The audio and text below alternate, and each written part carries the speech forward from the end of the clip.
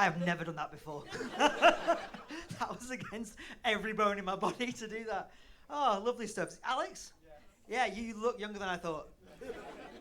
That came out creepier than I meant. I apologize.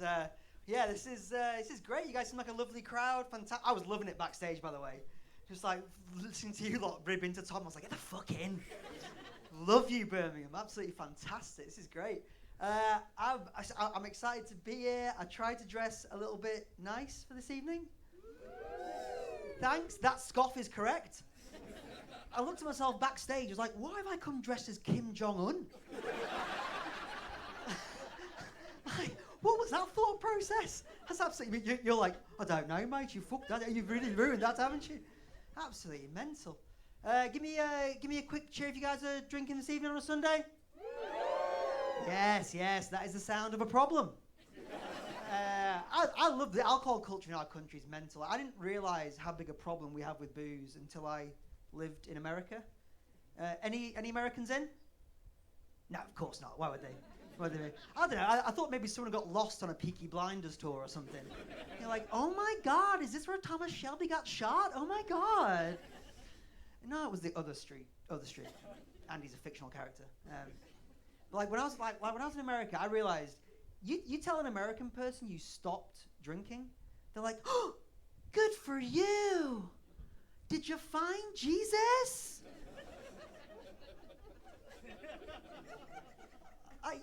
You tell a British person you stopped drinking, they're like, it's all right, mate, you can always start again.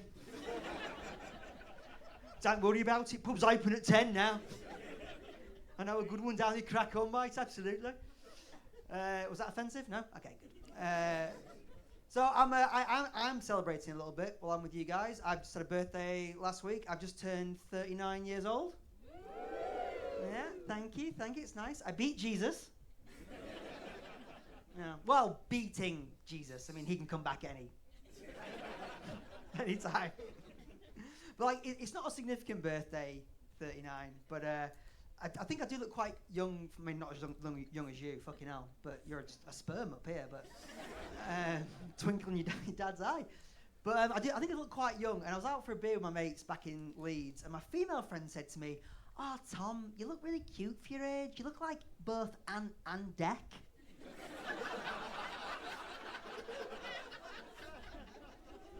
Right? Because girls are nice. And then my male friend, Tom Woods, look him up, he went, no, he doesn't look like that. He looks like both a Catholic priest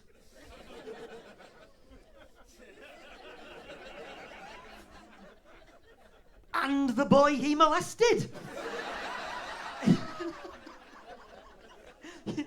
You just put your hand over your mouth like, most accurate thing I've ever heard about a fucking face. Most accurate thing. It's true. I have to go through life with this. Welcome to the club. But I don't mind looking young. Looking young's fine. But I also act. I act very young. I'm quite naive, I think.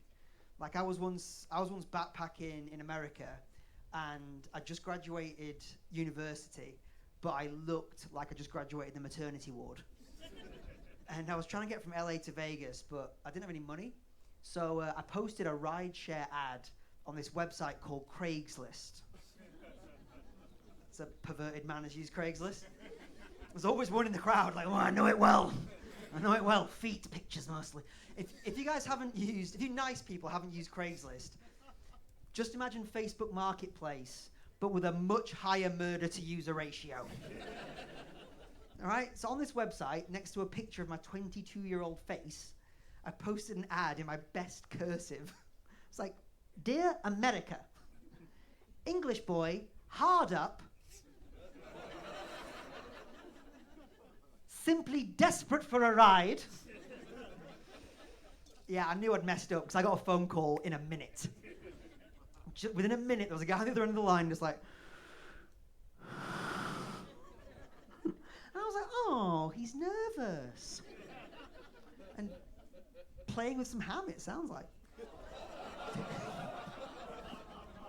I'm so sorry. I am so sorry. You seem like such a nice person. You went, oh, you can do better than that, sweetheart. Come come on, you're a nice boy, aren't you? I mean, it was Waitrose ham, if it makes you feel any better. Cured, off the bone. Boner. He started talking eventually. I mean, I was just a bit confused initially because I'd never heard an erection before. So he don't act like you haven't. And he started talking. He's like, "Oh, this is Andy. I'm calling you about the ride share. I want to know how hard up are you?" And I was like, honestly, I could probably take a pound at this point. I was like, fantastic. So are you going to go to Vegas, are you? No. I was wondering, do you want to come to Alabama? And I said, if you're a bit confused about like American geography context, that is a bit like asking for a lift from like Birmingham to London, and then somebody says, "I can't do that, mate. Do you fancy Moscow?" It's the same distance, same appeal, and I had the same chance of coming back a virgin. But I said to him, like, why would I want to come to Alabama? And he goes,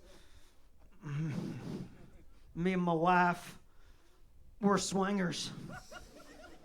And I was like, "Oh, that's no good to me. I hate golf." Very naive. And he goes, "Well, we just want to put your cute little butt in our van for a couple of weeks." And I don't know if there's like a rule book on how you're supposed to go through life as an adorable little cherub.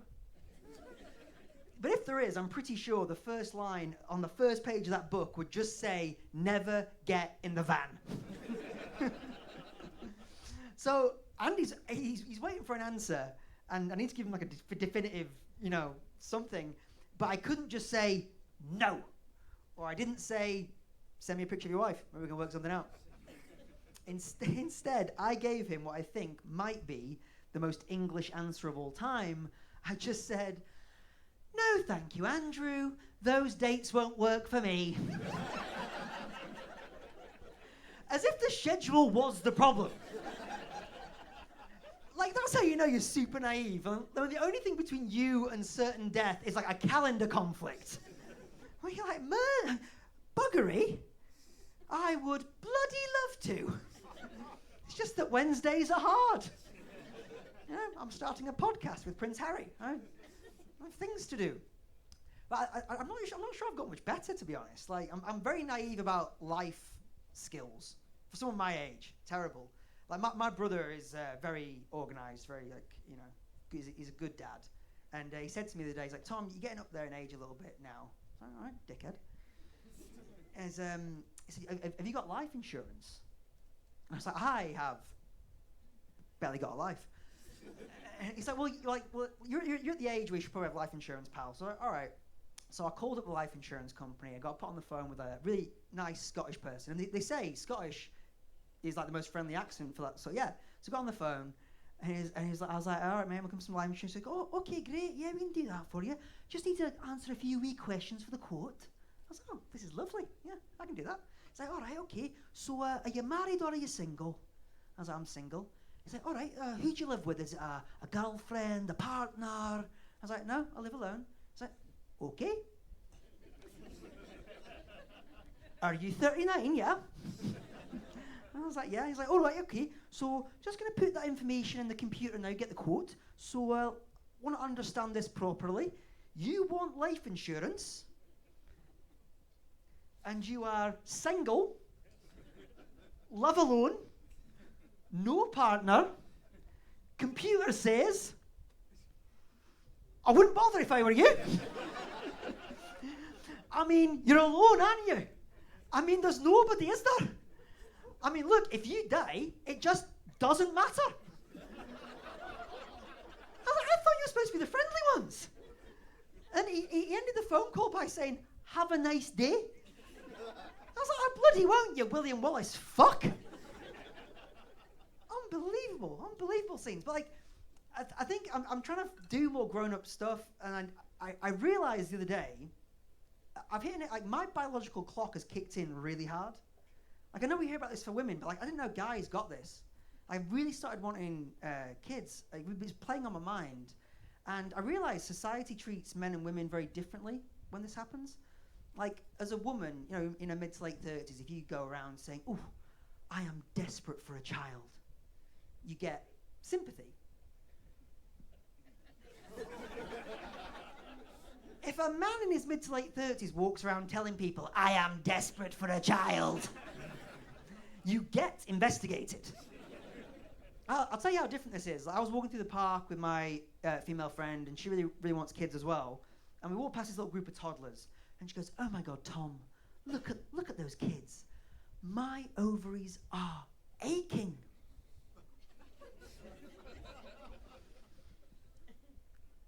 As a man, I cannot walk past that group of kids. I'm like, "Do you know what? My balls are throbbing. I think it's the blonde one. He's really doing it to me." That is when the police arrive. And you can no longer go back to your favorite playground. It's a real sad state of affairs. But the biggest barrier to me being a dad is I am still single. Dating at 39, if I had to describe it, dating at 39 is a bit like flying Ryanair. Right? Like, I'm confident I'm going to get where I want to go eventually. But it is very clear this was not my first choice.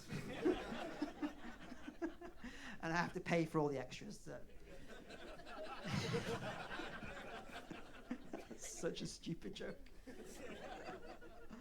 Like, I don't know how it is for you guys, but like, all my friends got married around 30, and I'm the last one not to get married at 39. But I read the other day, the average marriage in the UK only lasts 10 years. So really, yes, I'm just 12 months away from dating one of my friend's wives. And if I had to guess, probably Tim's. If I had to choose, Mark's. Yeah, they hate that joke. Their wives, just leave that door open, you know, just in case. But it's one of the best things about comedy, right? You get to travel all over the world. You get to do shows everywhere. And I was in Paris recently. I was on a date in Paris. Yes, with a lady. Just in case anyone was confused by the voice, the jacket, and the general vibe. Up until now, some of us are flamboyant. I'm basically like Billy Elliot from Leeds. That's what we're working with. So I was on this date, and I like speaking French in France because it's polite and I am educated. But they make it hard. They make it really hard when you try and speak French. So I'm on this date, and the waiter came over, and I was like, "Bonjour, monsieur. Je voudrais la limonade, s'il vous plaît." Right? I thought I'd done okay. Yeah. He reacted like I'd rubbed my balls on his croissant. He was like, and I looked at the girl I was with for some like reassurance, and she was like, "You have 2 seconds before my vagina seals shut." And like, I was like, "Oh fucking hell! I guess I'll try it with a different pronoun. Je voudrais la limonade." Okay, of course. Why didn't you say that the first time? And I was like, I was fucking trying to. But then I got really mad at him because I was like, "Hang on a minute, Pierre. Are you serious?" I mean, let's be honest, he was not called Pierre. Come on, Pierre. Are you seriously telling me half a syllable in one pronoun is the reason you couldn't understand me? And he's like, "Yes, of course. Some things are male, some things are female. You cannot switch them around willy-nilly." Au contraire, mon frère. It is 2024. It doesn't matter whether it has a willy or a nilly. You let that lemonade use whatever fucking pronouns it wants. All right? Gender is fluid. You, sir, cannot assume a fluid's gender.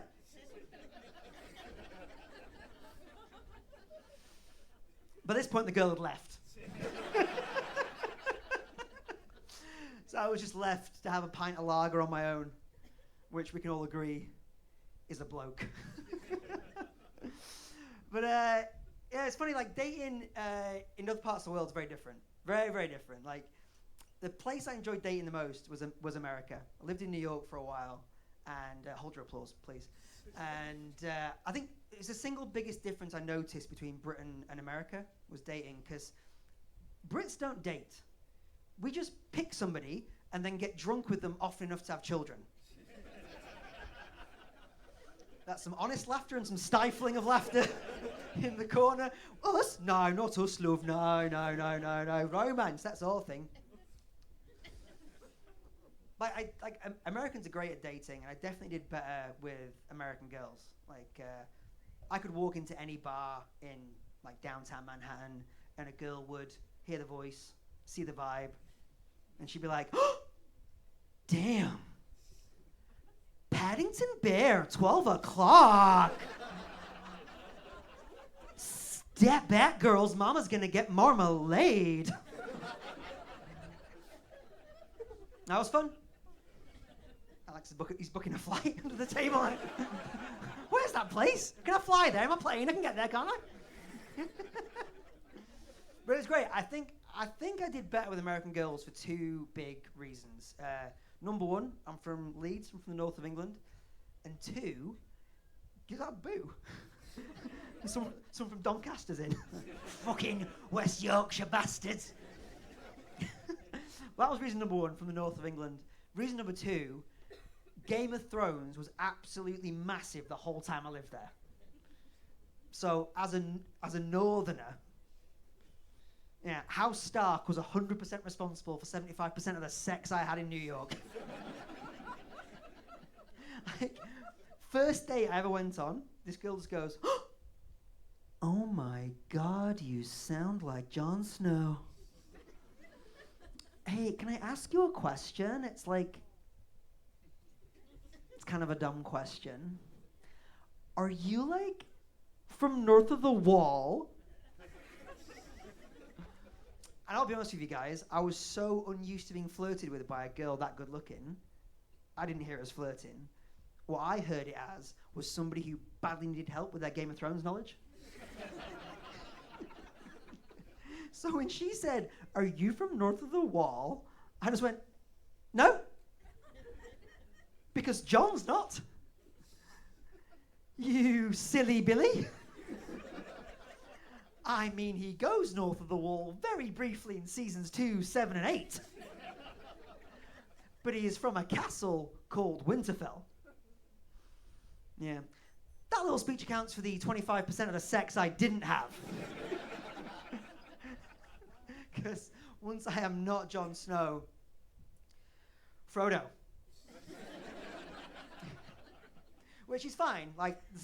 The sex is the same, it's just a different fetish. It's a different part of Craigslist, mate. You're on the forums. So dating in America was great, except any time I left New York, things got a bit weird. So I remember I was once doing a show down in a place called Greensboro, North Carolina. And if you've never been, don't, would be my advice. If I had to describe Greensboro, I would say it's kind of like, imagine Wolverhampton, but with more guns and fewer chromosomes. No one said no yet in the crowd, so it's might be uncomfortable, but it's accurate. That's fair enough. I mean, it was weird right from the start. I mean, I'd never been picked up by an Uber driver that had more guns than teeth. And she had 7 teeth. Yeah, we banged. And so I'm doing this show down there, and I can see somebody in the front row clearly has the hots for me. All right, I'm going to sort of see him there. Giant, heaving breasts, covered in barbecue sauce, and an awful lot of hair. This man's name was Clarence. And Clarence was staring at me, but it wasn't like he wanted to fight me. He was basically lusting after me like I was the last piece of chicken at a late night KFC. Just this giant man in overalls yep. That pretty mouth is confusing me. I reckon this boy's finger licking good. So after the show, this giant man comes up to me and just goes, "Boy, the way you talk made me feel awful peculiar. Boy, I want to buy you a drink." To which I said, "No thanks, Clarence. I've got an early flight back to New York tomorrow." And he just went, "Yep. Looky here, I can tell you ain't from around here, but it is awful impolite to refuse a man when he's offering to buy you a drink."